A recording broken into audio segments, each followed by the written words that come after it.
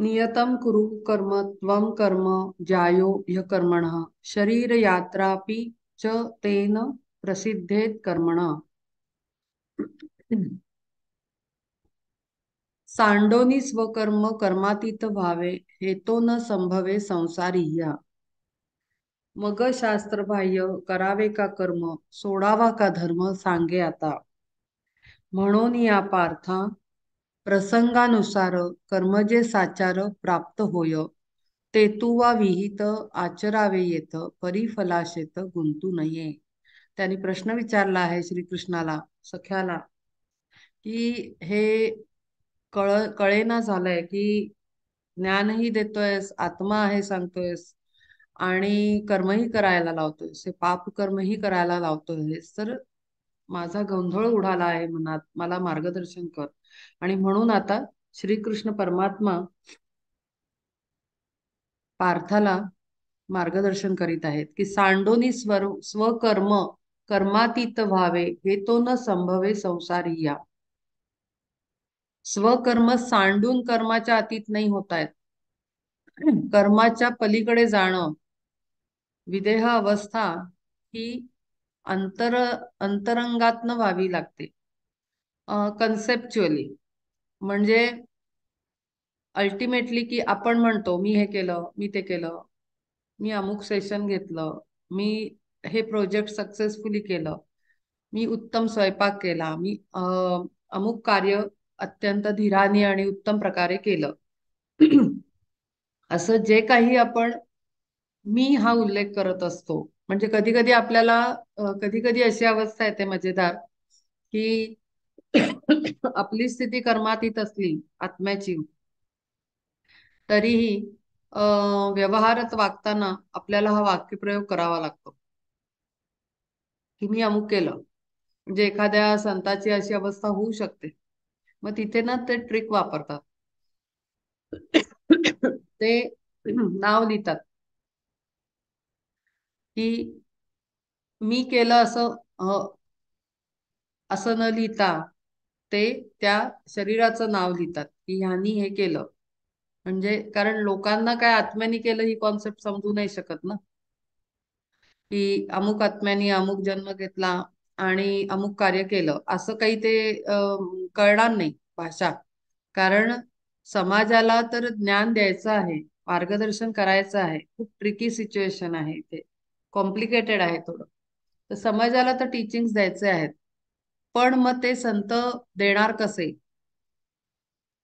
तर काही संत स्वतःचं नाव लिहितात, काही हायर बिंग्स जे आहेत, ग्रेट बिंग्स आहेत ते, आणि काही मी हे उच्चार करताना त्यांचं कर्म करताना ते मी म्हणजे आत्मा, परमात्म स्थिती ह्याला अंडरस्टँडिंगनी समजूनच ते कार्य पूर्ण करतात. तर इथे कर्मातीत होण्याचं मर्म सांगितलेलं आहे की स्वकर्म सोडून कोणी कर्मातीत नाही होऊ शकत, पलीकडे जाऊ नाही शकत विदेही अवस्थेत. तर आपल्याला कर्म करण्याचं आशा जी असते की क्रेडिट आपण जे घेतो आपल्या देहाला देतो, ते आपल्याला द्यायचं नाहीये, हे सिक्रेट आहे त्यात. मग शास्त्र बाह्य करावे का कर्म सोडावा का धर्म सांगे आता. शास्त्रबाह्य म्हणजे शास्त्राच्या विरुद्ध. म्हणून या पार्था प्रसंगानुसार कर्म जे साचार प्राप्त होय. ज्या रोजच्या प्रसंगानुसार, रोजच्या परिस्थितीप्रमाणे, रोज जी अवस्था असेल त्याप्रमाणे जी सिच्युएशन येईल त्याला ऍज इट इज तसं समर्पित व्हावं आणि जे असेल ते कर्म करून मोकळं व्हावं. आता आपण, मी नेहमी सांगत असते की 3 प्लॅन्स आपले चाललेले असतात, आपल्या लाईफ मध्ये काम करत असतात. एक असतो आपण डेली रेग्युलर बेसिसवर एक प्लॅन करत असतो, की रोजचा असतो. म्हणजे जे प्रोफेशनल्स आहेत त्यांचे तर मंथ मंथ आणि 3 3 मंथचे प्लॅन्स असतात, की शेड्यूल फिक्स असतं की हे करणार, हे करणार, हे करणार. तर ते एक प्लॅन. एक डिवाइन प्लॅन, जो युनिव्हर्सल प्लॅन चालू आहे. आणि त्याच्याही पलीकडे तुम्हाला जी गुरुशक्ती प्रदर्शित और अप्रदर्शित स्वरूपात जी सांभाळत असते, तिचा काहीतरी प्लॅन असतो. कारण प्रत्येक आपण इतके डेव्हलप्ड सोल नाही होत की आपल्याला आपल्या लाईफचं पर्पज माहिती असेल. आपला जो प्लॅन असतो, मी खूप डिफरन्स, मायन्यूट डिफरन्स सांगतेय, खूप इम्पॉर्टंट आहे तो समजणं. कारण नाहीतर अदरवाईज कन्फ्युजन होईल. त्यामुळे नीट कान देऊन ऐका. आपण जे जन्माला येतो, आपल्याला आपला लाईफचा डिव्हाइन प्लॅन, दैवी प्लॅन म्हणजे ब्लू प्रिंट आपल्याला माहिती नसते. सोलला कुठेतरी ती माहिती असते. पण जर सोल तेवढा जागृत अवस्थेत असेल, इतका प्युरिफाईड फॉर्म मध्ये, तर तो पटकन ग्रीप घेऊ शकतो त्या डिव्हाइन प्लॅनला आपल्या लाईफच्या. पण मोस्टली असं होतं की आपण ह्या शारीरिक सगळ्या जंजालात फसून जातो मायेच्या प्रभावात, आणि मग तिथे आत्म्याचं काही चालत नाही. तो इंद्रियांच्या समर्पित असतो, आणि तो जसं इंद्रिय आणि शरीर, मन, बुद्धी, चित्त, अहंकार आपल्याला जसं चालवेल, अंतःकरण चतुष्टय, तसं ते फिरत राहतं. मग तो प्लॅन मागे पडतो, जो डिव्हाइन प्लॅन आहे सोलचा, जो आपला ऍक्च्युली असतो. पण आणि म्हणून आपण जे प्लॅनिंग करत असतो डेली रुटीनचं, की उद्या मी अमुक करणार आहे, उद्या सकाळी मी बाजारात जाणार, उद्या ऑफिसमध्ये मी हे प्रोजेक्ट करणार, परवा हे करणार, तेव्हा ते करणार, हे जे काही आपलं प्लॅनिंग असतं, ते आपलं अनभिज्ञपणे चाललेलं असतं, अज्ञानात चाललेलं असतं. आणि त्यामुळे त्याचे फेल व्हायचे चान्सेस जास्त राहतात, असतात. पण जेव्हा आपण त्या डिव्हाइन प्लॅनच्या अवेअरनेसनी सोल जगायला सुरुवात करतो, तेव्हा तो मोस्ट प्रोबेबली प्लॅनिंग सोडून देतो. कारण त्याला माहितीये की सिच्युएशन समोरची काय येईल काही सांगू नाही शकत. बरं, आपण आपले इंडिव्हिज्युअल आहोत का? तर नाही. सोशल लाईफ मध्ये आपण सोल्सच एकमेकांवर डिपेंड आहोत. कारण आपण जंगलमध्ये नाही राहते, आपण सोसायटीत राहतो. आपल्याला परिवार आहे, आपल्याला फॅमिली आहे. मग त्या फॅमिलीत 4 सोल आहेत, 5 आहेत, 2 आहेत, 3 आहेत. पण ते एकमेकांवर अवलंबून आहेत. पुन्हा त्यांची जी स्थिती असेल, आत्मस्थिती, की गुरफटलेली का मुक्त, ही पुन्हा त्याच्यात म्हणजे खूप सारे कॉम्प्लिकेशन आहेत. मी त्याला अगदी डिकोड करते प्रॉपरली, एक एक एक एक एक. मग जरी एकाला शहाणपण असलं तरी ते काम करू नाही शकत सक्सेसफुली. सगळ्यांना यावं लागतं शहाणपण. आणि मग ते सगळे जागृत होईपर्यंत तर जन्मच निघून जाईल सगळा, अशी अवस्था होती. त्यामुळे फार गोंधळाचं स्थिती निर्माण होते. तर आपला म्हणजे फॉर एक्झाम्पल, मी जर असेल तर माझा जो प्लॅन आहे, डिव्हाइन प्लॅन जर मला कळला असेल, पर्पज बर्थचं, आणि मी जर त्याप्रमाणे सर्व करायचा प्लॅन जगायचा प्रयत्न केला, तर माझ्या बरोबर जी फॅमिली मेंबर्स असतील त्यांना तो अवेअरनेस नसतो त्यांच्या डिव्हाइन प्लॅनचा. तर त्यामुळे ते त्यांच्या हिशोबाने चालत असतात फॅमिली मेंबर्स. त्यांना जे आतून सही वाटत असतं ते करत असतात. आणि मग ती टकराटकरी, त्यामुळे फ्रिक्शन स्टार्ट होतं तिथे. तर इथे मग आता करायचं कसं? मग कोणीच पुढे जाणार नाही, आपण भांडत बसतो. कारण आणि प्रदर्शितरित्या भांडलो नाही तर आतून धुसमसट राहतो, आणि मग ती सगळी निगेटिव्ह एनर्जी जनरेट होते एन्व्हायरमेंट मध्ये आणि इंटरनल एन्व्हायरमेंट मध्ये, आतमध्ये, आणि सगळा गोंधळ. त्यामुळे असं करायचं की त्याचं काय करायचं याचं सिक्रेट इथे दिलेलं आहे, की सांडोनी स्वकर्म कर्मातीत व्हावे हे पॉसिबल नाहीये. म्हणून ते सांगतात आहेत की म्हणून या पार्था प्रसंगानुसार कर्म जे साचार प्राप्त होय, ते तुवा विहित आचरावे येथ परिफलाशेत गुंतू नये. मग त्या वेळेला सिच्युएशन मध्ये काय करायचं, जेव्हा 4 वेगळे डिवाइन प्लॅन चाललेले असतात घरातल्यांचेच, शिवाय पुढचे 2 तर सोडूनच द्या, ते दूरच झाले, गुरूंचा आणि सुप्रीम एनर्जीचा, युनिव्हर्सल डिवाइन प्लॅन, तो तर नंतरची बात आहे. पण आपलेच टकराटकरी होते, मग तिथे कसं करायचं? आपल्याला तर जगायचंय. कारण जेव्हा जागृती येते तेव्हा माणूस झोपलेला पुन्हा राहत नाही. तसं आपण, आपली सकाळची झोप झाली, एकदा आपण उठलो, डोळे उघडले, आतून जागृती आली, की मग आपण बेडवर, तू जबरदस्तीने असं दाबून ठेवलं, बेडवरच राहायचं आज दिवसभर, तर अगदी संकट निर्माण होतं खूप मोठं, आपण नाही राहू शकत. तसंच सोलचं आहे. सोलला एकदा जागृती आली की तो काही लडबडलेला जीवनात रममाण होऊ शकत नाही. त्याला बेचैन अवस्था होते आणि ती घालमेल घालमेल आतमधनं सुरू होते, त्याची घुसमट व्हायला लागते त्या सिच्युएशन मध्ये. आणि म्हणून त्याच्यावर उत्तम थंड करण्यासाठी आतूनच हे ज्ञान आहे. अगदी उन्हाळ्यात आल्यावर कसं थंड सरबत प्यायल्यावर आतमधनं शांती मिळते, अगदी तसाच हा प्लान कसं करायचं हा इतका सुंदर वर्णन केलेला आहे श्रीकृष्णाने अर्जुनाला, की सिंपल आहे. जे रोज येतं, जे समोर येतं त्याला तू कर. आणि ते कसं करायचंय तर फलाशेत न गुंतता. म्हणजे काय की केल्यानंतर त्याचा रिझल्ट काय येईल, पहिले तर सक्सेसफुल होईल नाही होईल, मग त्याच्यातनं रिॲक्शन काय येतील, ज्याच्याशी रिलेटेड कार्य आहे त्याचं, मग त्याचे दूरगामी परिणाम, मग ते चुकलं असेल तर 4 दिवस पुढे ऐकायला लागेल ते त्याचे साईड इफेक्ट्स, ते पुढे जे काय काय आफ्टर इफेक्ट्स म्हणतो आपण. तर ते सगळ्याला सोडायचंय आपल्याला, काम करायचं आणि सोडून द्यायचं, मोकळं व्हायचं. काही का होईना मग पुढे दरवेळेस सक्सेसफुल होऊच असं नाही ना. तर त्यामुळे ते सोडून द्यायचं, फलाशेची अपेक्षा न ठेवता रोजचं कार्य करायचं.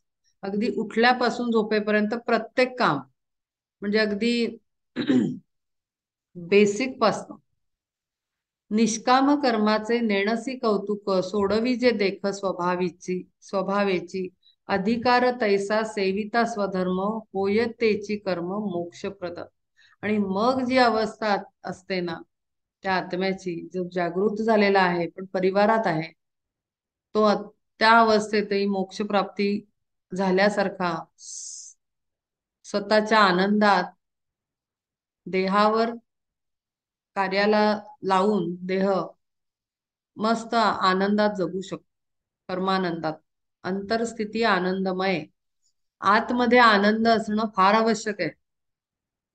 आणि तो आनंद म्हणजे किती कुठल्या वस्तूच्या मिळण्याचा नाही, मटेरियलिस्टिक नाही, स्पिरिच्युअल, ब्लिसफुल म्हणतात त्याला, ब्लिस.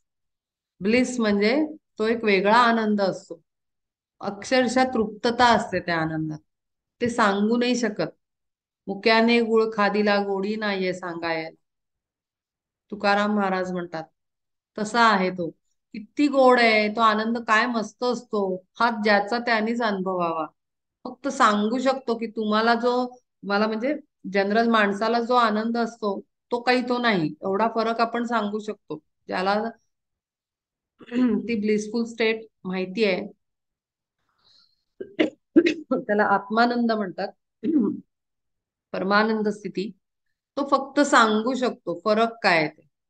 आणि ते इंटरनल ब्लिस कंडिशन जी आहे ना, ती सतत आतमध्ये राहते, ती काही चेहऱ्यावर नसते दिसत. जसं अखंड हसरा चेहरा तो वेग असतो, पण असं सतत हसरा माणूस नसतो, पण आतमध्ये तो इनर स्टेट मध्ये अत्यंत पीसफुल आणि ब्लिसफुल असा तो असतो. त्याचा पुढे कशाचेच विचार येत नाहीत, पैसे आहेत नाहीत, जमले आहेत, बँकेत किती आहेत, उरले किती आहेत, साठवायचे किती आहेत, किंवा कुठली कार्य, घर बांधायचंय, तोडायचंय, उभं करायचंय, काही नाही. तिथे फक्त ब्लिस, अशी ती अंतरस्थिती असते. आणि म्हणून हे त्यांनी उपाय सांगितलेला आहे अत्यंत सोप्या पद्धतीनं, की काय करायचंय, स्वकर्म सोडायचं नाही, प्रत्येक कर्तव्य कर्म करायचं आहे, अगदी न चुकता आणि कंटाळा न करता, न चिडता, न त्रागा करता. आता आपलं काय होतं की प्रत्येकाला सगळं सारखीच फॅमिली मिळते असं नाही. मग आपण म्हणतो त्यांचं बरं आहे बाई, त्यांना जबाबदारीच नाही, आमच्या घरात 4 माणसं आहेत, मोठे वयस्कर माणसं आहेत, त्यांना सांभाळावं लागतं. आणि ते जे लोक म्हणत असतात की अरे ह्यांचंही बरं आहे बाई, ह्यांच्याकडे मुलांना सांभाळायला ज्येष्ठ श्रेष्ठ व्यक्ती तरी आहेत घरात, आम्हाला तर सगळ्यांना आम्हालाच धावावं लागतं. जे एकटे असतात, जे काही प्रॉब्लेम आहे तो आम्हालाच फेस करावा लागतो, असं दोन्हीकडचे लोक दुसऱ्याचं बरं आहे बाई असं म्हणतात आणि बरं आहे बाबा मस्त असं आपल्याला असतं ना. ते नाही, ते माझं आहे ते बेस्ट आहे, हाच कॉन्फिडन्स हवा. आणि तो वरवर नाही, आतून, की जे परिस्थिती आहे अत्यंत उत्तम आहे, त्याच्या व्यतिरिक्त दुसरी असूच शकत नाही, बेस्ट फॉर मी, अशी जेव्हा अवस्था येते ना, मग तो सगळं फ्रिक्शनच निघून जातं. कारण मग त्याच्यानी आपल्याकडे सापडलेल्या, आपल्याला दिलेल्या माणसांमध्ये ना चांगले गुण दिसायला लागतात. मग नवऱ्यातले चांगले गुण दिसायला लागतात. नाही ह, या सिच्युएशन मध्ये हा हा होता म्हणूनच असं झालं. ह्याच्याऐवजी दुसरं कोणी असतं तर ते पॉसिबल नाही, कारण तो स्वभाव पर्टिक्युलर असतो काही एरियाज मध्ये, तो कामाला येतो. मग घरातली व्यक्ती मोठी असते ती नाही, बाकी काही असलं नसलं तरी बेस्ट जे असतं ते विजिबल व्हायला लागतं, की नाही हे यांचे गुण फार चांगले आहेत. हे केव्हा होईल? जेव्हा आपण विचार सुरू करू की माझं जे आहे तेच बेस्ट आहे, मला बाकी काही माहिती नाही, माझ्यासमोर चित्रच नाही, दुसरीकडे काय आहे ते मला दिसतच नाही, माझं जे आहे ते बेस्ट.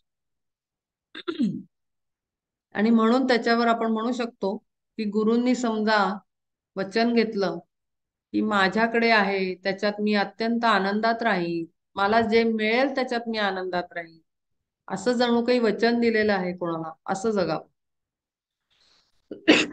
आणि दिलं नसेल तर जाऊन द्यावं, गुरु समोर असतील तर त्यांना, नाहीतर जे दैवत आपण मानत असतो त्यांना गुरु स्वरूपात समजून, दत्तप्रभूंना समजून समोर वचन द्यावं सकाळी उठून, आणि मग टेस्ट सुरू करावी आपली. आणि मग ते वचन आपल्याला रिमाइंडर देतं की अरे कालच वचन दिलंय की जी परिस्थिती आहे, जी माणसं आहेत ती माझी आहेत आणि बेस्ट आहेत आणि उत्तम आहेत आणि आनंदमय आहे सर्व, असं मी वचन दिलेलं आहे. हा दुसरा उपाय करू शकतो आपण. कारण जोपर्यंत आपण आपल्याला ना असं अडकवत नाही कशामध्ये, तोपर्यंत ते घोडे जे आहेत ना, वासनांचे, कर्मेंद्रियांचे, ज्ञानेंद्रियांचे, इंद्रियांचे घोडे ताब्यात येणार नाहीत. तर त्यांना अडकवण्यासाठी कुठेतरी त्यांचा हुक अडकवायला पाहिजे, म्हणजे ते धावणार नाहीत. आणि तो हुक म्हणजे वचन. गुरूंना वचन द्या की जे काय असेल जिथे तुम्ही कमी पडत असाल ते मी करते आहे, असं वचन द्यावं इथून. आणि पक्क रोज बदलणार नाही. अधिकार तैसा सेविता स्वधर्म, होय त्याची कर्म मोक्षप्रद. स्वकर्म जेव्हा अधिकाराने आपण करतो मग ती मोक्षप्रद होते. तिथूनच मोक्षाची प्राप्ती. काही कुठे जंगलात संन्यास बिन्यास काही आवश्यकता नाही, हा संन्यासच आहे, अंतर संन्यास आहे. यज्ञार्थात कर्मणो न्यत्र लोको यम कर्मबंधना, तदर्थम कर्म कौंतेय मुक्त संग समाचर. स्वधर्म जो तोची नित्य यज्ञ जाण, घडे अनुष्ठान त्याचे जेथे, तेथे मग नाही पापाचा प्रवेश, तुटे कर्म पाश आपोआप.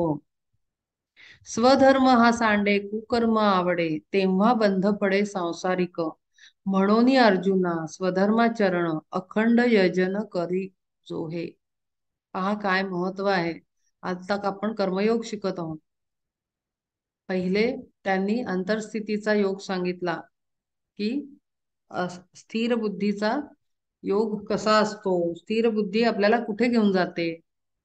आणि आता स्वधर्म, स्वधर्म स्वकर्म. स्वधर्म जो तोची नित्य यज्ञ जाण, यज्ञ आहे, होम आहे, तो होमात आपण आहुती देतो, अनुष्ठान ठेवतो, एखादं मोठे निर्णय घेतो आपण होम हवनामध्ये, आणि इतकं पवित्र आहे स्वधर्म कर्म, तेथे मग नाही पापाचा प्रवेश, तुटे कर्म पाश आपोआप. जेव्हा आपण स्वकर्म स्वधर्म यज्ञाप्रमाणे अनुष्ठान घेऊन करायला लागतो, आणि म्हणून म्हणलं वचन द्या की आपोआपच तो यज्ञ होऊन जाईल, हवन होऊन जाईल तो, आणि त्याच्यात सर्व पाप कर्म जळून जातात. ज्या पॉसिबिलिटीज असतात त्या जळून जातात. म्हणजे जरी तुम्हाला नुकसान भोगायला लागलं त्या स्वकर्मामध्ये सुद्धा, तरी ते न्यूट्रलाइज होऊन जाईल, जळून जाईल, मायनस होईल. का? तर तो रोजचं कर्म हे एखाद्या यज्ञाप्रमाणे चालू आहे, इतकं पवित्र. यज्ञ तुम्हाला माहितीये की कसा पवित्र मानला गेलेला आहे. ती एक आहुती देण्यासाठी आपल्या शास्त्रामध्ये, वेदांमध्ये त्याचं महत्व सांगितलेलं आहे, सृष्टी रचनेमध्ये. तर तसा यज्ञात होम हवन झाला पाहिजे आपल्या कर्माचा. त्याच्यात आपलं सगळं जळून जातं. आणि हवन मधून काय निघतं? तावून सुलाखून निघालेलं सोनं बनतो आपण, आत्मस्वरूप होतो. आणि म्हणून हा एक उत्तम मार्ग श्रीकृष्ण सांगतो आहे त्याला. पण अर्जुनाला अर्थातच, आपण अर्जुन म्हणून इथे बसलो आहोत, आपण काही आपली नावं असलेले व्यक्ती बसलेलो नाही आहोत. आपल्याला श्रीकृष्ण परमात्मा डायरेक्ट सांगतोय हे सगळं. आपल्याला बाहेर कर्ममार्गी योगी दिसतात, ज्ञानमार्गी योगी दिसतात, पण ते वेगळे. त्यांना त्यांच्या हालवर सोडून द्यायचं. आपण आज इथे बसलोय ना, म्हणजे आपल्याकडनं श्रीकृष्ण परमात्म्याला, आपल्या गुरुला सर्व योग एकत्र येऊन आपण काम करणं हे अपेक्षित आहे. आणि म्हणूनच हा अभ्यास दिलेला आहे, संधी दिलेली आहे, अपॉर्च्युनिटी मिळालेली आहे, की इतक्या उत्तम रीतीने एक एक शब्दाला फोड करून आपण अभ्यास करत आहोत. ती संधी यासाठी दिली आहे, ती व्यर्थ न घालवण्यासाठी, की आपल्याला चान्स मिळाला आणि आपण ते प्रत्येक कर्म आपण तसं करू. आपली अंतरस्थिती ही स्थिर ठेवू, स्थितप्रज्ञासारखी. ही एक संधी दिलेली आहे आपल्याला. तेथे मग नाही पापाचा प्रवेश, तुटे कर्म पाश आपोआप. स्वधर्म हा सांडे, कुकर्म आवडे, तेव्हा बंद पडे संसारिक. जेव्हा स्वधर्म सुटतो, तेव्हा आपण मी करणार नाही असा निर्णय घेऊन आपण आपली रिस्पॉन्सिबिलिटी टाळतो ना, तेव्हा सगळ्यात पहिलं कुकर्म घडतं, पाप कर्म सुरू होतं. आणि मग एकदा ती गाडी सुरू झाली की देअर इज नो एंड. मग तिथे तुम्ही सुटू नाही शकत, कारण ती चेन आहे, सायकलिक. मग एकदा एक झालं की दुसरं, दुसऱ्यातनं तिसरं, तिसरं. एकदा सुरुवात झाली की ती, जसं मला जर देवभूमी गाठायची असेल, तर अर्थातच अर्थातच मला नॉर्थ कडे जाणाऱ्या ट्रेन मध्ये बसावं लागेल. मग ती चेन बनेल ना. मग आपोआपच एक एक स्टेशन जोडलं जाईल आणि मी देवभूमीत जाऊन पोहोचेल. देवभूमी म्हणजे उत्तराखंड. तसं आहे ते. आणि जर मी चुकीच्या गाडीत बसले, कुकर्माच्या, तर आपोआपच एक एक चेन, एक एक डबा मला एक एक स्टेशन, चुकीच्या स्टेशनवर नेऊन सोडेल. मी काही तिकडे जाऊ शकणार नाही, दुसरीकडे जाईन, अपोजिट डिरेक्शन. तसं आहे, ती चेन बनते. म्हणून स्वधर्म सांडू नये, सोडू नये.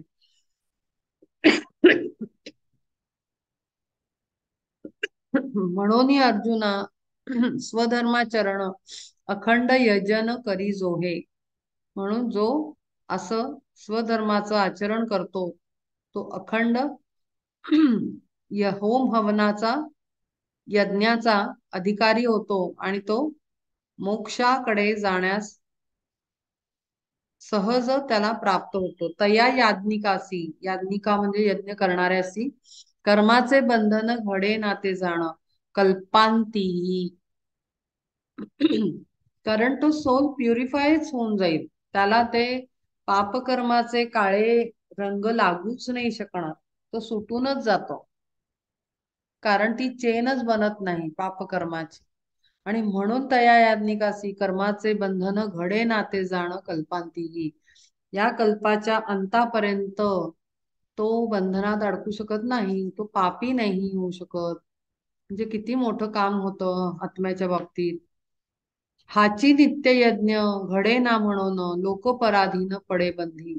आणि हा यज्ञ होत नाही कर्माचा, ही आहुती रोजच्या आपल्या स्वकर्माची घडत नाही, तेव्हा पराधीन होतो आपण आणि बंधनात अडकतो. आणि मग ते बंधन कोणचं आहे? पहिलं तर मीपणाचं, मी केलं, त्यातनं आपण सुटत नाही. दुसरं बंधन आहे जन्मबंधन. मग आपण म्हणू की मग हे स्वकर्म केलं की आम्ही काय मुक्त का? तर हो, कन्सेप्च्युअली यू आर फ्री.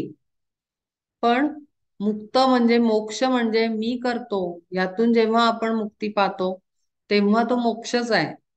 मग शरीर, सोल जन्म घेत राहिला काय आणि न राहिला काय?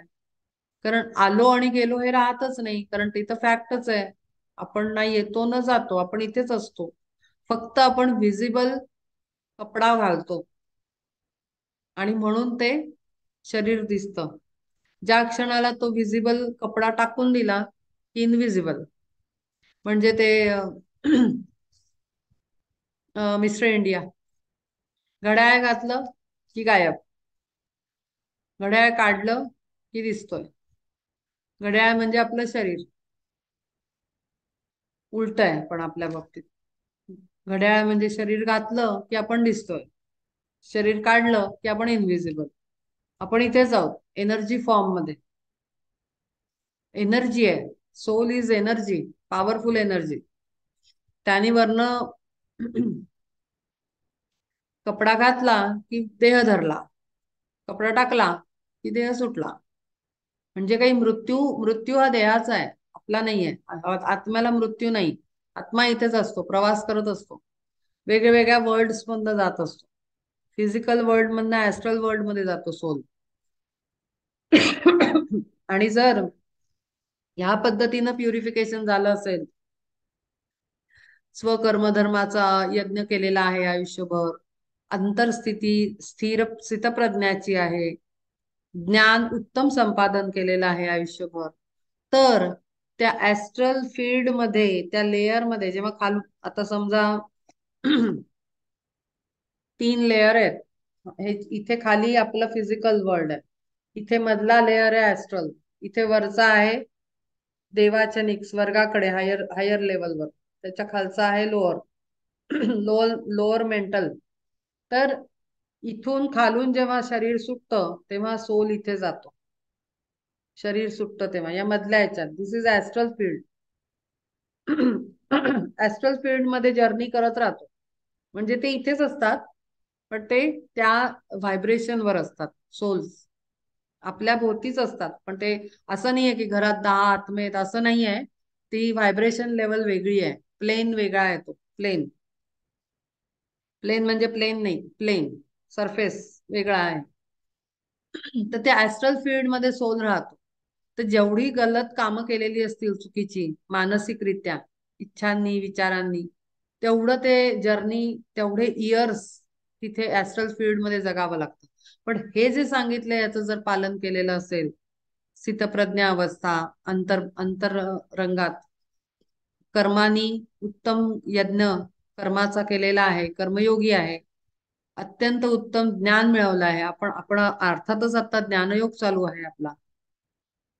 आणि प्राणायाम आणि हे कर्म, क्रियेचा पण आपण अभ्यास करतो आहोत. क्रिया म्हणजे सगळ्या ज्या योगिक क्रिया आहेत त्याचा, त्या पुढे त्याही सांगितलेल्या आहेत भगवद्गीतेत की काय करायचं आहे. ते जेव्हा केलेलं असतं तेव्हा या मधल्या लेअर मध्ये जर्नीनं कमी होऊन जातो. कमी डेजचा आणि टाइमचा होतो आणि फास्ट स्वीप करतो तो. हा लेअर ब्रेक करून पुढे जातो सोल मेंटल प्लेनवर. आणि त्या मेंटल प्लेनवर पुन्हा 2 लेयर्स आहेत. मी मी हे थोडस फिलॉसॉफिकल नॉलेज देतीये.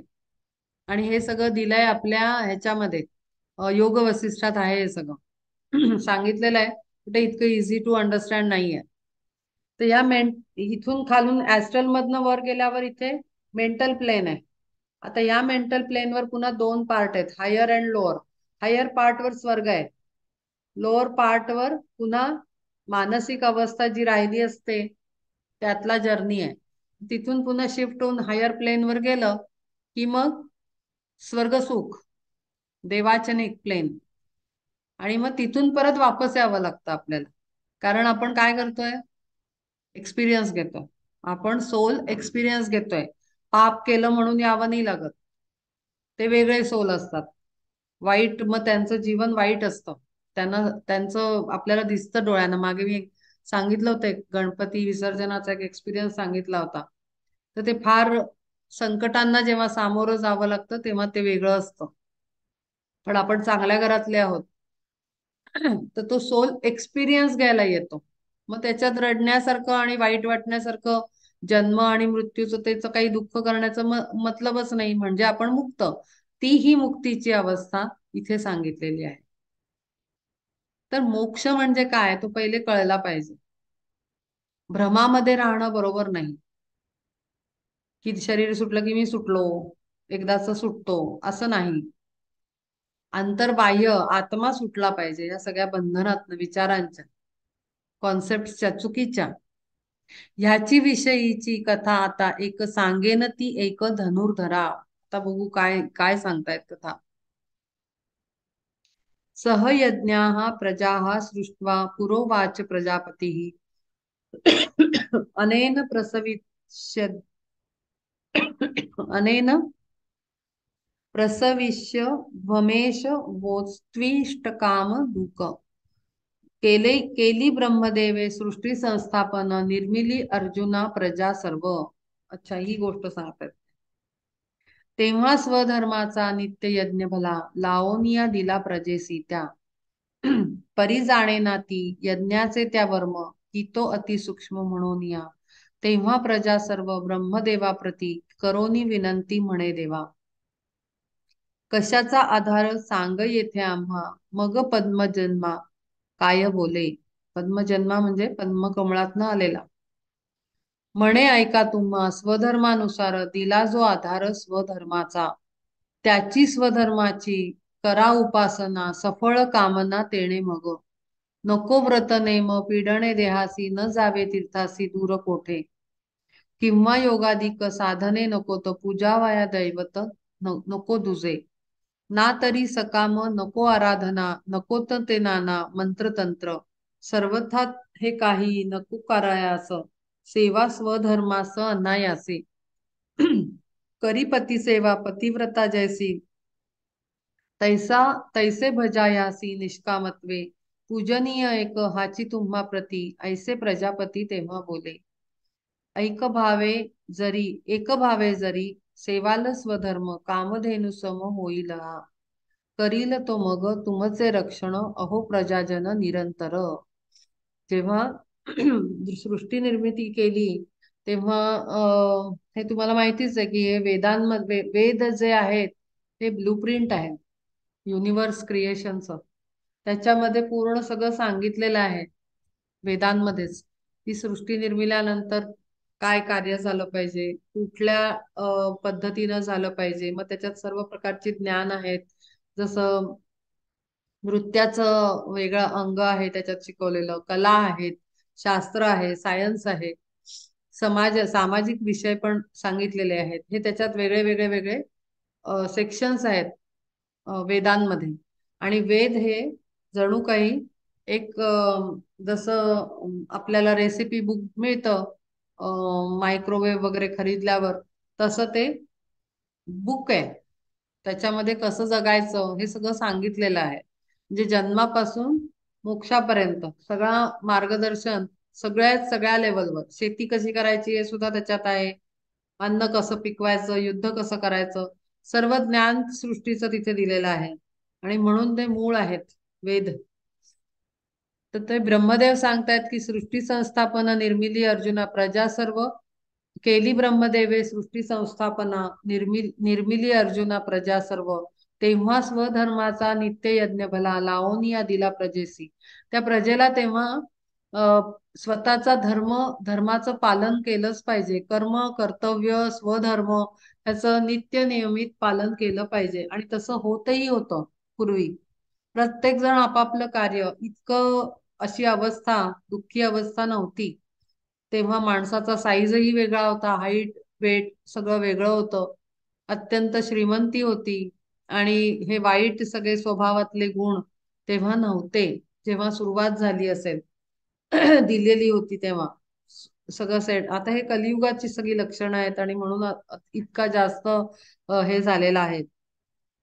तेव्हा स्वधर्माचा नित्य यज्ञ भला लावोनिया दिला प्रजेसी त्या परी जाणे नाते यज्ञाची त्या यज्ञाचे त्या वर्म की तो अतिसूक्ष्म म्हणून या. तेव्हा प्रजा सर्व ब्रह्मदेवा प्रती करोनी विनंती म्हणे देवा. कशाचा आधार सांग येथे आम्हा मग पद्मजन्मा काय बोले. आम्ही हे का करायचं असा प्रश्न त्यांना विचारला की हे सगळं काय आहे. म्हणजे हे असं झालं एखादं आपण एखाद्या आर्टिस्टनी क्रिएटिव्हिटीनी आपलं अॅनिमेशन क्रिएट करावं आणि अॅनिमेशन मधले कॅरेक्टर्सनी विचारावं, हे आम्ही काय करायचं, याच्यात काय काम आहे आम्हाला, असं झालं. म्हणजे टॉम अँड जेरी क्रिएट केलं आर्टिस्टनी, 2 डायमेन्शनल अॅनिमेशन, आणि टॉम अँड जेरीनी म्हणायचं आम्ही का भांडतोय, आम्हालाच नाही समजत आहे. तसं झालं हे. त्यांनी सृष्टी निर्माण केल्यानंतर प्रजा जी जन्म घेऊन घेऊन सगळी जी तयार झाली सृष्टीमधली, त्यांना कळे नाही की हे सगळं काय चाललंय. मग त्यांनी त्यांना ज्ञान दिलं. ज्ञान काय दिलं, तर म्हणे ऐका तुम्हा स्वधर्मानुसार दिला जो आधार स्वधर्माचा, त्याची स्वधर्माची करा उपासना सफळ कामना तेणे मग. स्वधर्म म्हणजे काय, मी मागे बऱ्याचदा सांगितलं आहे की तुम्ही ज्या जातीमध्ये, समाजामध्ये, स्थितीमध्ये जन्माला येतो आपण, त्याप्रमाणे आपले स्वधर्म आपला बदलतो. ब्राह्मण धर्म वेगळा, क्षत्रिय धर्म वेगळा, वैश्य धर्म वेगळा आणि शूद्र धर्म वेगळा. हा पहिला जन्म कुठे घेतला, कुठल्या ह्याच्यामध्ये, आणि मग त्याच्या पुढे मग मी सांगितलंय पुरुष आहे, स्त्री आहे, परिस्थिती काय आहे, मग समाजातला आपला धर्म असतो, मग परिवारातला असतो, मग पुन्हा इंडिव्हिज्युअल म्हणजे पुरुष असेल तर पती, मुलगा, भाऊ, असं सगळं बदलत बदलत हे सगळं स्वधर्म कर्म मध्ये येतं, पूर्ण ट्री एवढा मोठा. तर त्यांनी म्हणले त्याचं व्यवस्थित पालन करा, आपोआपच सगळं तुमची प्रगती होऊन जाईल आणि तुम्हाला त्याचं फळ मिळेल. त्याची स्वधर्माची करा उपासना सफळ कामना तेणे मग. नको व्रत नेम पीडणे देहासी न जावे तीर्थासी दूर कोठे. म्हणजे आपल्याला होतं काय की तेच त्यांनी सांगितलंय की आपण अगदी यात्रा सगळ्या करतो. म्हणजे अष्टविनायक केलं, मग आमचे ते काय बरं असतात ते, अं, 12 ज्योतिर्लिंग झाली बरं, आमची अष्टविनायक यात्रा झाली, कैलास बघून आलो, चारधाम पण झालं, विष्णूची सगळी स्थानं झाली, शंकराची झाली, देवीची झाली, सगळ्याची झाली. अरे पण घरामध्ये जे देव बसले त्यांचं काय, ती तीर्थक्षेत्र राहिली ना, तो प्रॉब्लेम आहे. आणि म्हणून ते सांगतायत की स्वधर्माची करा उपासना, तो धर्म पहिले पालन करा. ती तीर्थक्षेत्रच आहेत, कारण त्यामध्ये सुद्धा हृदयस्थ परमात्मा आहे. व्यक्तीच्या देवळामध्ये देवच आहे, प्रत्येकाच्या देह मंदिरामध्ये देवच बसलेला आहे, आणि ते तीर्थक्षेत्र माना आणि तिथे द्या नमन, की I salute the divinity with in you, आत्मा नमस्ते, तुमच्या परमात्म्याला मी वंदन करतो. असं करून जेव्हा आपण काम करतो तेव्हा मग ती यात्राच आहे की, बाहेर कशाला जायला पाहिजे. नको व्रत नेम पीडणे देहासी न जावे तीर्थासी दूर कोठे. आता उपास करतो आणि मग तो उपास काही काही लोक फारच कडक करतात, पाणी नाही पिणार, काय काय काय काय बरंच असतं, माहिती नाही मला, मी कधी असं केलं नाहीये फार, त्यामुळे मला फार डिटेल माहिती नाही, पण करतात ऐकलं आहे. ते एक तिकडे चंदीगड मध्ये मी एक होत्या काहीतरी मिठाच्या चतुर्थ्या असं काहीतरी असतं बाई, माहिती नाही. ते गोड नाही खायचं, तिखट नाही खायचं, पाणी पिऊन करायचं, असं काय काय असतं. तर ते इतकं सांगितलंय कोणी आणि मग चिडचिड होते, माझा आज उपास आहे नेमका आणि अमुकच झालं तमुकच झालं, उपयोग काय त्या उपासाचा. बेसिक कॉन्सेप्ट आहे. म्हणून ते म्हणतायत की नको व्रत नेम पीडणे देहासी, म्हणजे अल्टिमेटली आपण फिजिकल बॉडीला पेन देतोय, चिडचिड चिडचिड होऊन राहिली, आणि मग तो समोर जी तीर्थक्षेत्र आहेत घरामध्ये एक एक, ती झाली ना, सगळी गोंधळ झाला ना, उपयोग काहीच नाही झाला त्याचा. न जावे तीर्थासी दूर कोठे, किंवा योगाधिक साधने नको तर पूजाया दैवत नको तुझे, ना तरी सकाम नको आराधना, नको तर ते नाना मंत्र तंत्र. इतका तामझाम सांगितलेला आहे बरं, वेदात सांगितलेला आहे, मंत्रांचा हे सांगितलेला आहे, तंत्राचा सांगितलेला आहे, यज्ञाचा सांगितला आहे. पण जेव्हा तिथे हृदयस्थ परमात्मे दुखावले जायला लागतात, ते सगळं कर्म बेकार आहे. आपण जर ह्या पद्धतीनं सर्व कर्म करत असू तर ते अत्यंत उत्तम आहे.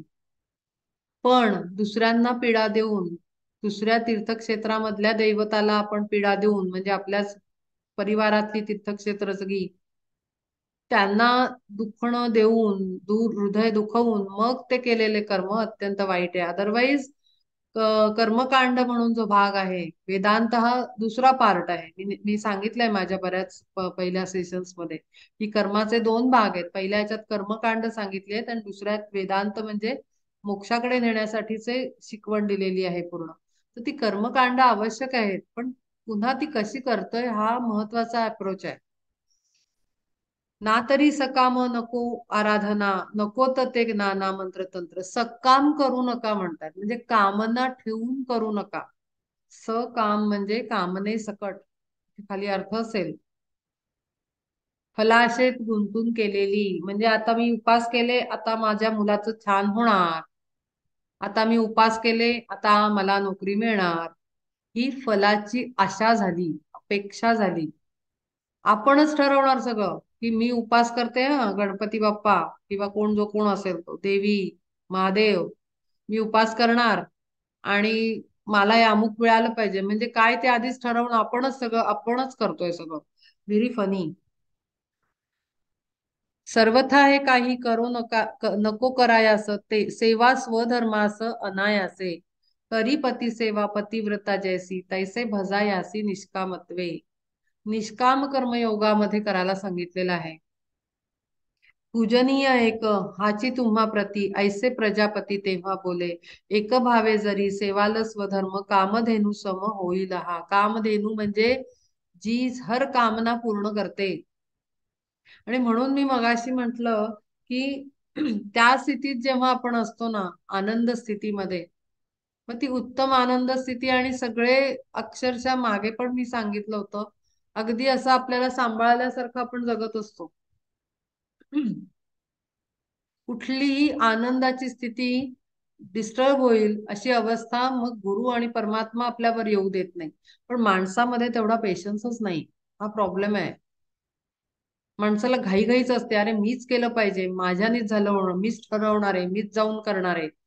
अरे थोडा पेशन्स तर ठेवा. तुम्ही तुमचं काम करायचंय, नो डाऊट, ते करायचं आणि मग बघायचं काय होतं. आणि जसं असेल तसं ऍक्सेप्टन्स, मग हळूहळू ते प्युरिफिकेशन होतं. इमिजिएट काही आपले सगळे लाड पुरवले नाही जात, टेस्टिंग आहे. लगेच काही उभा नाही राहत. आपण संतांचं जीवन बघितलं, त्यांना प्रचंड टेस्ट झाल्या त्यांच्या परिवाराकडनं, समाजाकडनं, आणि मग ते त्यांचे तुकारामांचे एंडला आले ग्रंथ बाहेर पाण्यातनं. आधीच नाही काही त्यांना हातावर मिठाई ठेवली विठ्ठलानी, त्यांचं टेस्टिंग झालं की काय करतो हा, ह्याचं ढळतं का मनशांती, हा शिव्या देतो का लोकांना, कोणीतरी याला त्रास दिला म्हणून. ही टेस्टिंग टाइम असतो, तो टाइम आपण घालवल्यानंतर मग तर मजेच मजा आहे, तोच आनंद, तोच परमस्थिती आहे. पण ते पॅच मधला घालवावा लागतो टेस्टिंगचा. टेस्ट दिल्यानंतरच आपल्याला डिग्री मिळते. आधीच गेल्या गेल्या कॉलेजमध्ये कोणी हार घालून सर्टिफिकेट देत नाही आपल्याला. 5 इयर्स घालवल्यानंतर सर्टिफिकेशन येतं. तसंच आहे, सिंपल आहे. एक भावे जरी सेवाला स्वधर्म कामधेनु सम होईल हा. आणि मग ती कामधेनु जसं प्रत्येक इच्छा पूर्ण करते, अगदी तशी इच्छा पूर्ण होते. हे अगदी मी खात्रीने सांगू शकते अनुभवानंतर. इथे म्हटलंय म्हणून नाही. करील तो मग तुमचे रक्षण अहो प्रजाजन निरंतर. देवान भाव देवान भावयतानेन ते देवा भावयंतु परस्परम भावयंत श्रेय परम वाप्स्यथ. सेविता स्वधर्म देवता सकळ तोष पावतील स्वभावेची. मग जे जे काही इच्छाल मानसी देतील तुम्हासी ते सर्व. निज धर्म यज्ञे उपासिता येथे देवदेवता ते सकळही. तेव्हा सगळं व्यवस्थित व्हायला लागतं आपल्याकडनं कर्म, मग आपोआपच सगळ्या गोष्टी सुरळीत होतात. आणि म्हणजे काय, म्हणून तोष पावतील स्वभावाची देवता सकळ, चला मस्त सगळ्यांना जे पाहिजे परिवारात, पुन्हा आपण अटीतटी घालतोय, अरे नाही झालं, ह्याच्यापेक्षा चांगली मुलाला नोकरी मिळाली असती, अरे एवढीच मिळाली. अरे पण जे जो डिझर्व करेल तसंच मिळेल ना. किंवा प्रत्येकाचं ठरलेलं आहे, प्लॅन आलेला आहे, कसं काय कर्म असणार आहे, काय प्रारब्ध आहे, संचित आहे, बरंच काय काय ती थिअरी आहे, त्याच्याप्रमाणे असणार आहे. त्यालाही ते लर्न करू द्या. आपल्या चाइल्डला, मुलांना, नवऱ्याला, त्यांचाही तर तो जर्नीच आहे ना, जसा आपला जर्नी आहे. आणि म्हणूनच हे खूप अ, गमतीदार जर्नी आहे हा. जेव्हा स्पिरिच्युअलिटीकडे आपण वळतो तेव्हा मजेदार आहे हा जर्नी. म्हणजे आपण दुसऱ्याचं ठरवायचं नाहीये, आपण आपलं फक्त फोकस ठेवायचा आहे. पण गंमत एक सांगते माझ्या अनुभवावरनं, स्वतःच्या जीवनावर मधल्या, की मी स्वतःला बदललं ना, माझा परिवार आपोआप बदलला. मला काहीही कोणाला ठाकटूक करायची जरूरत नाही लागली, घडवण्याची जरूरत नाही लागली. कारण ह्या व्हायब्रेशन्स असतात ऑराच्या, आपल्या एनर्जी सिस्टमच्या, एनर्जेटिक अॅनाटॉमीच्या, त्या व्हायब्रेशन्सच काम करतात. त्या व्हायब्रेशन्सच भूकंप दूरपर्यंत पोहोचवतात, एपिसेंटर मध्ये झालेल्या. आणि तसंच इथल्या व्हायब्रेशन्स सगळ्या एरियामध्ये चेंजेस आणतात. ती पॉवर त्याच्यात आहे. म्हणून स्वतःला पहिले बदलायचं, आपोआप फॅमिली बदलते. दुसऱ्यांना बदलायला जायचं नाही.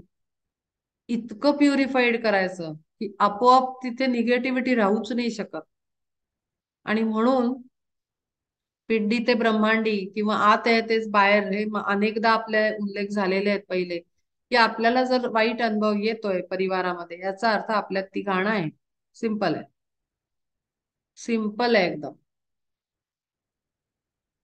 म्हणजे एक आमच्याच ह्याच्यातल्या एक बाई होत्या, त्यांनी मला सांगितलं माझा नवरा माझ्याशी सारखा भांडतो. मी म्हणलं काहीतरी प्रॉब्लेम आहे, तो काढा, इमिजिएट प्युरिफिकेशन करा.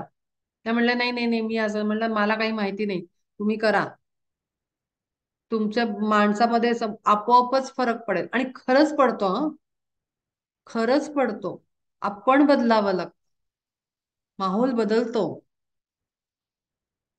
आपण आता आपल्या पंतप्रधानांचं बघतोय ना, ते बदलले, समाज बदलतोय, बरोबरची टीम बदलतीये, प्रत्येक जण ग्रो करत असतो. व्हायब्रेशन्स वर्क करतात.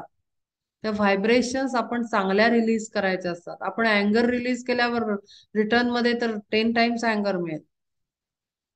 हीच तर थिअरी आहे, युनिव्हर्सल लॉ आहे हा. सेविता स्वधर्म देवता सकळ तोष पावतील स्वभावेची, मग जे जे काही इच्छाल मानसी देतील तुम्हासी ते सर्व. निज धर्म यज्ञे उपासिता येते देवदेवता, देवदेवता ते सकळही. मग योगक्षेम तुमचाती पूर्ण निश्चये करोन पाहतील. योगक्षेम, योगक्षेम म्हणजे निर्वाह, चरितार्थ. आत्ताच मी म्हणलं कशाची काळजी करायची जरूरत लागत नाही. अगदी तळहाताच्या फोडाप्रमाणे गुरु आणि परमात्मा आपल्याला सांभाळतो, खरंच सांभाळतो. म्हणजे हे ना, अनुभवानेच बघावं, माणसाने अनुभवून बघावं. ऐशा परी तुम्ही देवा ते भजाल, देव तोषतील ते तुम्हावरी. प्रेमाचे संबंध ऐसे परस्पर जेव्हा निरंतर जुळतील, तेव्हा तुम्ही जे जे करावे म्हणाल सिद्ध ते होईल स्वभावेची. मग नुसता आत्मा इच्छा करेल आणि फळ मिळतं. इतकं प्युरिफिकेशन होतं. पण हे आपल्याला एफर्टनी करावं लागतं. आपण म्हणू चला हे ऐकलं खूप अवघड आहे, कोण करेल, बघू पुढे. मग नाही होणार. Immediate, on the spot action महत्वाची आहे. ऐकून सोडून देणं हे व्यर्थ आहे. दिलेली अपॉर्च्युनिटी घालवणं आहे. आता आम्ही ते दुसरा अभ्यास करतोय दुपारी, संध्याकाळी. आर्हॅटिक प्रॅक्टिशनर्स आम्ही दोघी तिघी जणी आहोत. तर परमहंस योगानंदांचा पुस्तकाचा, तो आमच्या गुरूंनी पहिला सांगितलाय बुक स्टडी करायला. तर त्याच्यामध्ये ते परमहंस छोटे आहेत, मुकुंद नाव आहे त्यांचं, योगानंदांचं लहानपणचं रिअल नेम. तर ते गुरु वगैरे मिळालेत बरं त्यांना. त्यांना तिथे गुरूंची प्राप्ती इतके धडपडत असतात, इतके तळमळत असतात. शेवटी एका एजला, टीनेजच्या सुमारास त्यांना गुरु मिळाले. गुरु मिळाले, त्यांच्या आश्रमात ते राहतायत. 6 महिने झालेले आहेत, गुरुंनी सांगितलंय शिक्षण घेणं आवश्यक आहे 10th मॅट्रिक नंतर. त्यांना ते नको आहे, त्यांना वाटतं साधनच करावी हिमालयात जाऊन, पण गुरुंनी सांगितलं नाही, तुला डिग्री पूर्ण करायची. त्याचं पर्पज यांना नाही ना माहिती, कारण गुरूंना माहिती आहे, कारण योगानंदांना परदेशात जाऊन क्रियायोग स्प्रेड करायचा होता. हे गुरूंना माहिती होतं. ते शिक्षण न घेता कसं होईल, त्यामुळे ते त्यांना सांगतात डिग्री पूर्ण कर, पदवीधर हो, म्हणून कॉलेज कंपल्सरी करायला लावलेलं आहे. ते कॉलेज आणि आश्रमातलं काम ह्याच्यानी कंटाळा आला त्यांना. साधनं चालू आहे एकीकडे. मग एक दिवस अचानक पुन्हा एकदा त्यांच्या डोक्यात हिमालय हिमालय हिमालय हिमालय नाचायला लागला. शेवटी ते म्हणाले मला हिमालयात जायचंय. तर ते म्हणाले तो हिमालय दगड तुला अनुभूती देणार आहे आणि तुझी प्रगती करवणार आहे का गुरु करवणार आहेत समोर बसवणार आहे बसलेले. पण नाही, त्याला जाऊ दिलं, ते काही बोलले नाहीत. तो निघाला आणि कुठनं तरी माहिती काढली, कोणीतरी आहेत संत, त्यांनी हिमालयात गुफेमध्ये बसून साधना केली आणि त्यांना आत्मज्ञान झालेलं आहे असं त्याला त्यांनी माहिती काढली कुठल्या तरी प्रोफेसर कडनं वगैरे कॉलेजच्या एरियातनं. आणि निघाला हा. पहिले तर जातानाच त्याला अनुभव आला की काही रस्ता सापडत नाही वगैरे अशा अडचणी येतात. पण फायनली बरेच धक्के खाल्ल्यानंतर ती व्यक्ती शेवटी स्वतःच येते समोर. ह्याला काही ते सापडतच नाहीत, शोधतायत शोधतायत शोधतायत, ते रस्ता संपून नाही राहिला. शेवटी त्याच योग्यांना त्या गुरुप्रद व्यक्तीला दया येते आणि तेच येतात रस्त्यात येऊन त्याला भेटतात आणि त्याला म्हणतात की काय झालं, तू गुरूंना सोडून इथे कशाला आलाय, दगडामध्ये दगड देणारे तेच सेम वाक्य ते बोलतात. त्याबरोबर याला वाटतं अरे हे ते सेमच कसं काय बोलून राहिले, की तुला दगड म्हणजे काय की डोंगर, डोंगर तुला ज्ञान देणार आहे की गुरु देणार आहेत, जे लिव्हिंग एनर्जी ऍक्च्युअल तुझ्या समोर आहे. म्हणे नाही ते गुफेत बसून वगैरे करायचंय. तर ते म्हणले तू एक एक स्वतःसाठी हट बांधू शकतो का, स्वतःसाठी झोपडी. तो म्हणतो हो करू शकतो. म्हणे त्याला एक डोअर ठेवायचं, ते बंद केलं की तू आतमध्ये, तो हो म्हणे बनवू शकतो. म्हणे बस मग ती तुझी गुफा.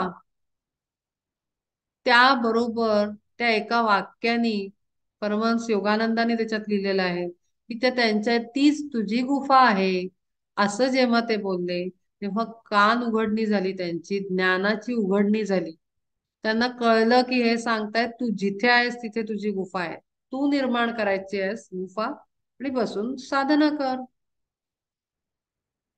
ही फॅक्ट आहे. आणि आपल्याला तो संन्यास आतून घेता आला पाहिजे.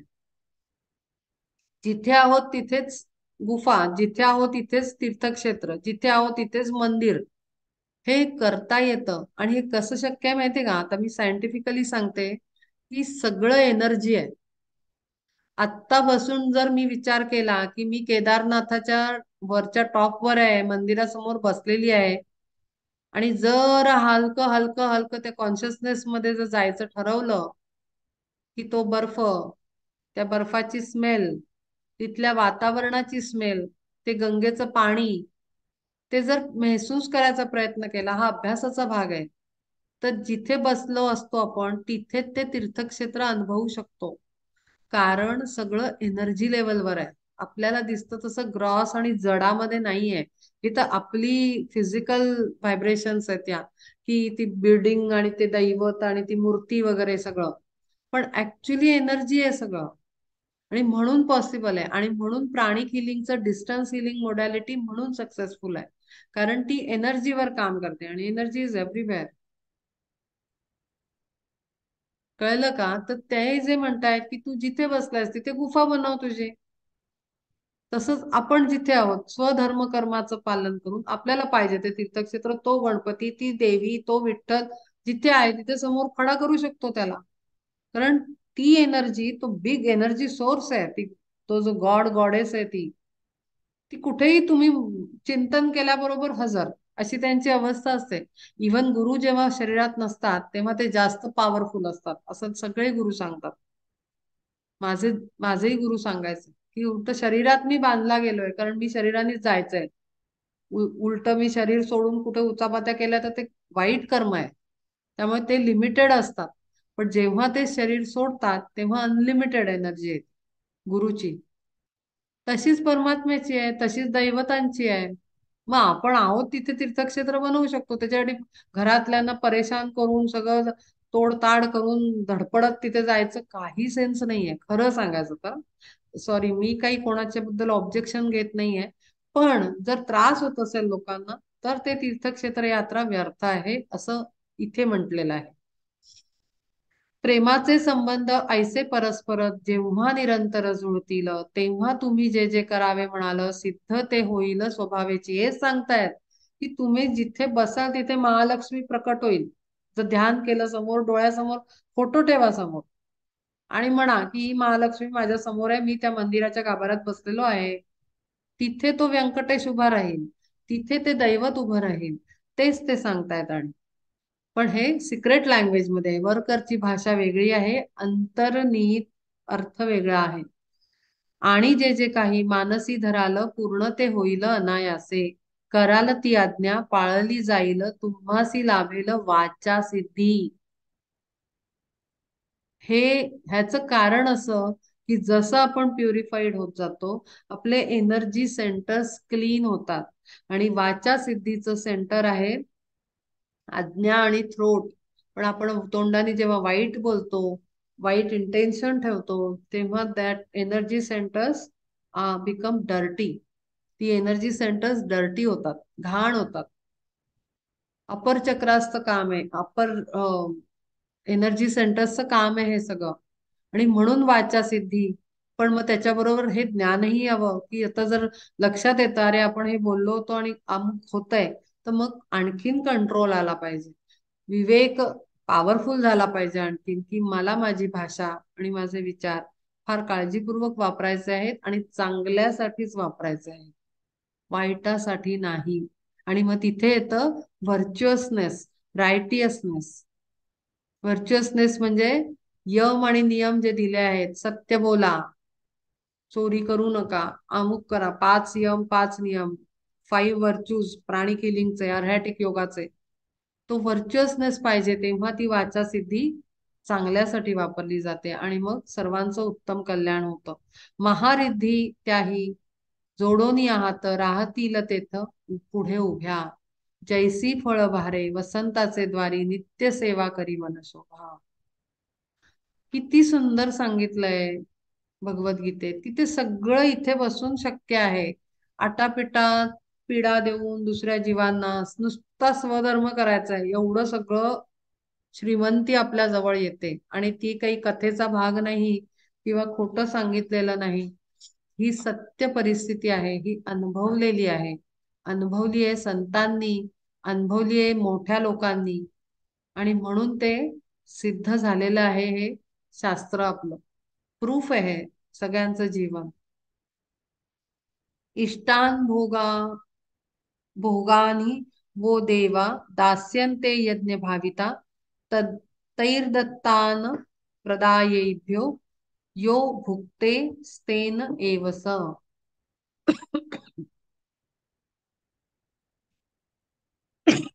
सर्व सुखासवे भाग्यमूर्तिमंत येईल शोधित तुम्हा तैसे.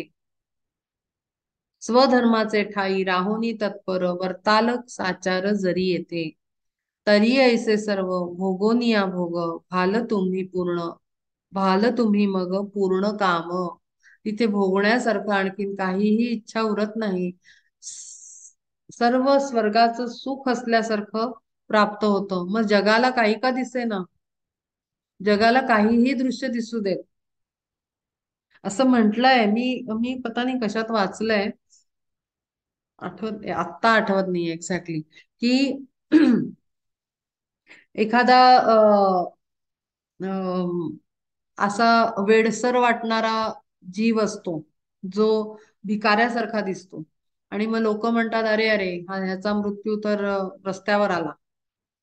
असं मी कुठेतरी वाचलंय, ते सांगते गोष्ट, की अरे अरे हा तर चांगलं घरदार माणसं परिवार ह्यांच्यात मृत्यू न येता हा रस्त्यावर मेला, भिकाऱ्यासारखी अवस्था याची.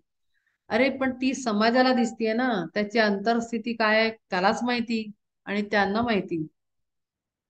त्यामुळे जी बाह्य रूप काय असेल ना त्याने काहीही फरक पडत नाही. अंतरस्थिती महत्वाची आहे, सगळ्यात जास्त महत्वाची आहे अंतरस्थिती. तुमची किती घरं बांधली गेली, तुम्ही काय स्टेटसचे आहात, तुमच्याकडे किती गाड्या आहेत, किती पैसा आहे, रूप कसं आहे, रंग कसा आहे, कितपत खर्च होतोय, काय पद्धतीनं फंक्शन्स होत आहेत, कसे दिसतायत, हे बाह्य स्वरूप आहे, त्याने काही फरक पडत नाही, काहीच नाही. जे पता नाही, मला तरी काही ते मजा नाही येत. आणि तसे लोक जे विचार करतात त्यांना बघूनच कसं तरी व्हायला लागतं की काय आहे, कुठे बघून राहिले, खरं काय अवस्था खोटी अवस्था, कशाच काहीच नाही. पण अंतरस्थिती एकदम रिच, पॉवरफुल असल्यासारखी जेव्हा असते ना, तेव्हा ते काही फरक नाही पडत बाहेर लोकांना काय दिसतं, काहीच फरक नाही पडत. तेच इथे सांगितलंय की जेव्हा आपली अंतरस्थिती इतकी रिच असते, इतकी भरभरून असते, की तिथे सर्व देव सर्व काही तृप्त, तुम्ही इतकी भोग उत्तम अवस्थेत आपण जगल्याचा आनंद आणि अखंड आनंद, इथे दुसरं काहीच दुःखाची जरा पण एक लाईन सुद्धा नाही, हलकीशी रेषा पण नाही, डॉट पण नाही. इतकी अवस्था ती येते, ही येते. हे काही काल्पनिक नाही, हे काही पर्टिक्युलर कुठल्या सोल साठी नाही. प्रयत्न आपण करावा लागतो. मी पुन्हा पुन्हा सांगेन, आणि हे भगवद्गीतेत पुढे आलेलं आहे की तूच तुझा उद्धार करणार आहेस, तूच ठरवणार आहेस की किती लटकून राहायचं आणि किती फ्लाय करायचं. आपण फ्लाय करायचं आहे, कारण आपण सोल आहोत, आपण शरीर नाही. शरीर म्हणलं की जडात, आत्मा म्हणलं की फ्लाइंग. सिंपल कॉन्सेप्ट आहे. आत्मा म्हणलं की आपण फ्लाय करतो, शरीर म्हणलं की ऑब्विसली ग्राउंडिंग आहे आपलं, जड आहे शरीर, तर ते खालीच राहणार आहे. ते शरीर घेऊन आपण वर नाही जाऊ शकत. सिंपल बात आहे. सर्व सुखासवे भाग्यमूर्तिमंत, येईल शोधित तुम्हा तैसे, स्वधर्माचे ठाई राहोनी तत्पर, वर्ताल साचार जरी येते, तरी ऐसे सर्व भोगोनिया भोग, भाल तुम्ही मग पूर्ण काम, जो का सर्वैश्वर्ये वागेल मदांध, भोगास्वादा लुब्ध होनिया, देवदेवतांनी यज्ञे संतोषून, संपत्ती संपूर्ण दिली जीही, त्याची संपत्तीने सर्वेश्वरा लागी, भजेल ना जगी स्वधर्मे जो, न जो अग्निमुखी देईल हवन, देवता पूजन करील ना, आणि प्राप्त वेळी ब्राह्मणासी अन्न देईल ना मान अतिथीसी, ज्ञाती बांधवांसी न जो तोषविल, आणि उपेक्षील गुरुभक्ती, स्वधर्माचरण सांडोनी सकळ, होईल केवळ भोगासक्त. तेच सांगितलंय पुढे, फक्त अभंग स्वरूपात सांगितलंय की तुमच्या भोवताली जी तीर्थक्षेत्र आहेत, त्या हृदयस्थ परमात्म्याला सर्वथा बघा, सर्व हृदयांमध्ये बघा, आणि मग आत्मानंदात अत्यंत उत्तमरित्या जगा. सिंपल आहे. तेच सांगतायत की त्याची संपत्तीने सर्वेश्वरा लागी, भजेल ना जगी स्वधर्मे, प्रत्येकात तो सर्वेश्वर, माझ्यात, तुमच्यात, ह्याच्यात, त्याच्यात, शेजाऱ्यात, प्राण्यात, झाडात, पक्षात, सगळीकडे त्याला बघून जेव्हा जगतो, तेव्हा तो अत्यंत संपत्ती असलेला रिचनेस आपल्यामध्ये येतो. त्याची संपत्तीने सर्वेश्वरा लागी, भजेल न जगी स्वधर्मे जो, न जो अग्निमुखी देईल हवन, देवता पूजन करील ना, आणि प्राप्त वेळी ब्राह्मणासी अन्न देईल ना मान अतिथीसी. म्हणजे काय, एखादा जो गरजू, अल्टिमेटली इथे त्यांना सांगायचंय की जो आवश्यकता ज्याला आहे ना त्याला ते दिलं पाहिजे, दान धर्म केला पाहिजे, अन्न पाणी दिलं पाहिजे, मदत केली पाहिजे, आपल्याकडे जे आहे ते दिलं पाहिजे. आपल्याकडे ज्ञान आहे तर ज्ञान दिलं पाहिजे, आपल्याकडे पैसा असेल तर पैसा दिला पाहिजे, आपल्याकडे शारीरिक क्षमता आहे ते कष्ट दिले पाहिजेत, आपल्याकडे खूप आनंद आहे तर तो आनंद दुसऱ्याला दिला पाहिजे.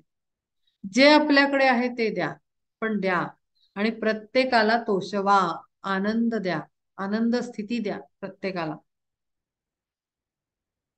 ज्ञाती बांधवासी न जो तोषविल, आणि उपेक्षिल गुरुभक्ती. आता पण इथे गंमत आहे हा या वाक्यामध्ये, ज्ञाती बांधवांशी न जो तोषविल, म्हणून काही तुम्ही प्रत्येकाला घरी आमंत्रण फंक्शन करूया, हे करूया, ते करूया, आओ जाओ घर तुम्हारा, असंही नाही करायचंय. नाही तर तिथे तशी पण शांतता नाही राहत. माझं त्याच्यावर पण ऑब्जेक्शन आहे. ऑब्जेक्शन याच्यासाठी कारण मला ते पसंत नाही. कारण त्याचं रूट कॉज वेगळा आहे आणि त्याचं फार डेप्थ वेगळी आहे. त्याची डेप्थ अशी आहे की फार जास्त माणसांमध्ये राहिलो ना तर आपली एनर्जी नाचत राहते. आपल्याला आपली एनर्जी स्टेबल नाही होत आणि आपण त्या अंतरस्थितीत स्थिर नाही राहू शकत. त्याचं कारण आहे व्हायब्रेशन्स आणि ऑरा, एनर्जी दुसऱ्यांची.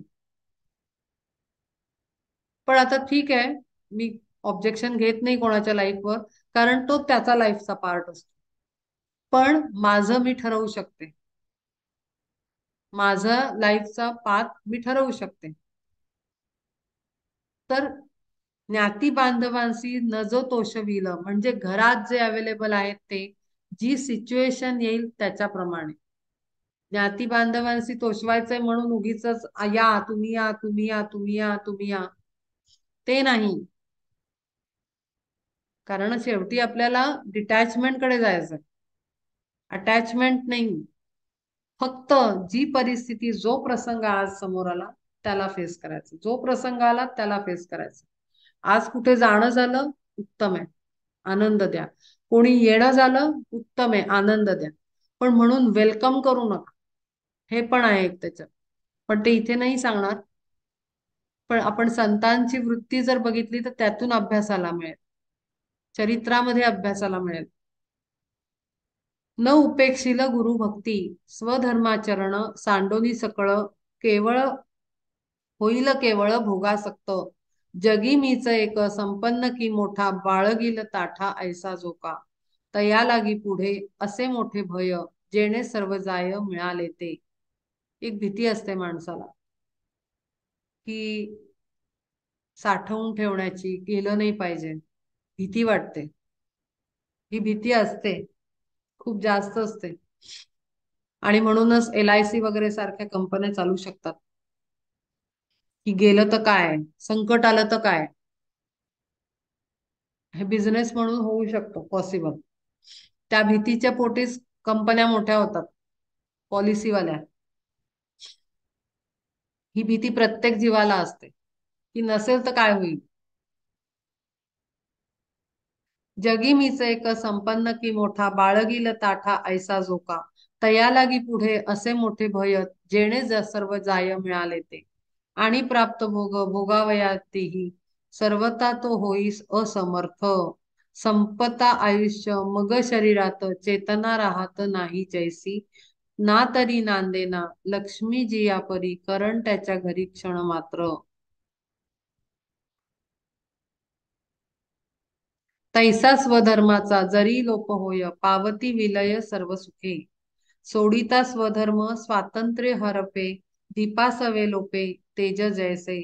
ब्रह्मदेव म्हणे ऐका प्रजाजन, स्वधर्म सांडोन वर्तेल जो. तयाचे सर्वस्व हरिल तो काळ, दंडील केवळ चोरासी त्या. मग सर्व पापे वेढीती तयाते, रात्री स्मशानाते भूते जैसी. त्रिलोकीची त्रिलोकीचे दुःख नानाविध दोष, दैन्य ते आशेष राहे तेथे. ऐका प्राणीगण तया उन्मत्ताची, ऐसी दशासाची होय तेव्हा.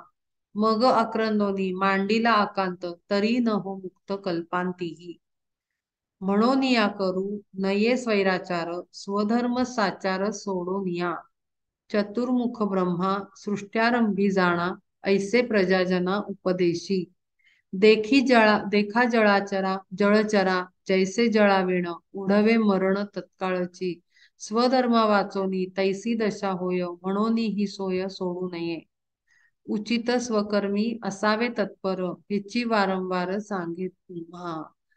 जे समोर येईल त्याला उत्तमरित्या समर्पण करणे, ह्या पलीकडे आपल्याकडे उत्तम ज्ञान नाही. ब्रह्मा सुद्धा हेच सांगतो आहे की जी जी सिच्युएशन आहे त्याच्याप्रमाणे, जो प्रसंग येतो त्याला तसेच्या तसे सामोरे जा. आणि फळाची रिझल्ट काय येईल, मागवून काय होईल याचा विचार सुद्धा नको. आणि तीच मोठी संपत्ती आहे. त्याच्यानंतर जी आत्मस्थिती, आनंद स्थिती आहे, समाधान स्थिती आहे, ती सगळ्यात मोठी संपत्ती आहे. पण भोगासक्त व्यक्तीचं असं होतं की त्याला अखंड भीती असते, insecurity, financial insecurity, relationship insecurity आणि बऱ्याच काय काय इन्सिक्युरिटीज, सोशल इन्सिक्युरिटी, जे अखंड कशाची तरी भीती. अरे पण व्हायचं असेल तर ते होणारच आहे, ते कुठे टळू शकणार आहे? कोणी नाही टाळू शकत, काही घटनांना कोणी थांबवू शकत नाही, कारण ते लेसन्स आहेत. त्याचं कारण हे आहे, ते लर्निंग लेसन आहेत. जेव्हा एखादं संकट आपल्यावर येतं त्याचा अर्थ असा असतो की त्या सिच्युएशन मधनं मला काहीतरी घ्यायचं आहे लेसन. तो लेसन असा की जो मी मागच्या जन्मी घेतलेला नाहीये कधीतरी, तो आता घ्यायचा आहे. ती चूक केलेली आहे, रिपीटेडली आहे, रिकरिंग आहे, ती राहिलंय, आपलं अकाउंट क्लिअर व्हायचंय आणि म्हणून तो लेसन आहे. जर आर्थिक संकट असेल तर लेसन हे आहे की आपण दिलेलं नाही पूर्वी लोकांना, दान धर्म केलेला नाही आणि म्हणून आर्थिक संकट येतं. जर माणसं विचारत नसतील तर याचा अर्थ आपण प्रेम नाही दिलेलं. आपल्याला मान मिळत नसेल तर याचा अर्थ समजायचं की आपण पूर्वी कोणाला तरी मान नाही दिलेला. तो लर्निंग लेसन आहे, आलेलं संकट. तर ते घेतलं पाहिजे. आणि जर आपण चांगलं कर्म केलेलं असेल तर आपल्याला अखंड तो परमात्मा सांभाळणारच आहे, मग संकट येणारच नाहीये. ही आहे ती पक्की स्थिती अंतरातली, आणि ती नसते. आणि म्हणून इन्शुरन्स वगैरे सारख्या सिच्युएशन्स येतात.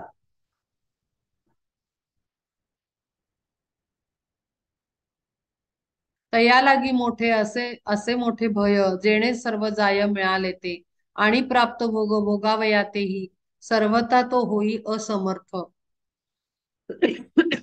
आपण आपल्यासाठी कमवतोच, मुलाबाळांसाठी पण कमवतो, त्यांच्या मुलाबाळांसाठी पण कमवतो. इतकं ऍडव्हान्स प्लॅनिंग. प्राप्त भोग भोगावया तेही, सर्वथा तो होई असमर्थ. आणि मग या सगळ्या जर्नीमध्ये वेदनांशिवाय दुसरं काही नसतं, कारण समाधानच होत नाही. समाधान फार महत्वाचं आहे, आणि ती स्थिर बुद्धीचा फाउंडेशन समाधान आहे.